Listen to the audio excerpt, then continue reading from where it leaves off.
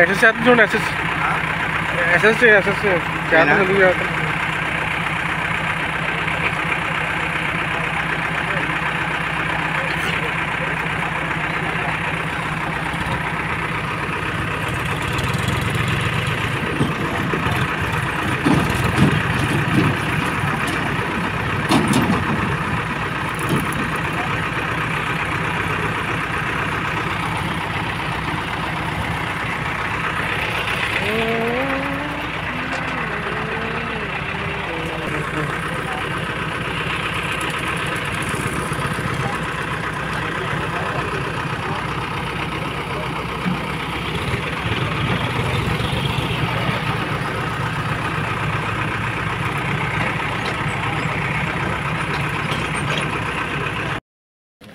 అందరికీ నమస్కారం.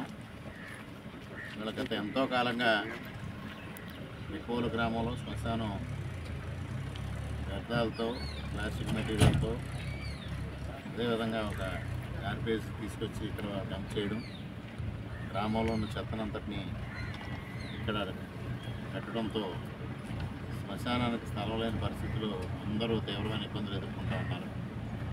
ఇవాళ కూటమి ప్రభుత్వం వచ్చిన తర్వాత గ్రామంలో ఉన్న కూటమి నాయకులందరూ ఈ సమస్యను గుర్తించి శ్మశానాన్ని పరిశుభ్రంగా చేయాలి, శ్మశానంలో మంచి వాతావరణాన్ని ఏర్పాటు చేయాలి అనే ఆలోచన చేయడం, ముఖ్యంగా గ్రామశాఖ తెలుగుదేశం పార్టీ గ్రామశాఖ అధ్యక్షుడు చౌదరి గారు, పూర్వ ఎంపీటీసీ తిరుమూర్తి గారు, అదేవిధంగా గ్రామ పెద్దలు వాసు గారు, అదేవిధంగా యువ నాయకులందరూ కూటమి నాయకులందరూ కలిసి ఆలోచన చేయడం, ఈ ఆలోచనని ప్రజలతో పంచుకోవడం, ప్రజలందరూ కూడా దానికి గ్రామ ప్రజలందరూ కూడా సానుకూలంగా స్పందించడం, ముఖ్యంగా రైతులందరూ సానుకూలంగా స్పందించి అందరి భాగస్వామ్యంతో ఈ కార్యక్రమాన్ని చేపట్టడం జరిగింది.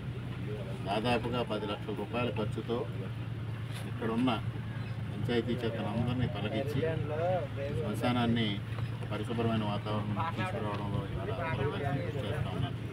ఇక్కడున్న నాయకులందరూ గత 2 రోజులుగా ఈ కార్యక్రమం పైన నిమగ్నమై ముఖ్యంగా ఇక్కడ జేసీబీ ఓనర్లు, అదేవిధంగా ట్రాక్టర్ యజమానులు, డ్రైవర్లు వారు కూడా లాభాపేక్ష లేకుండా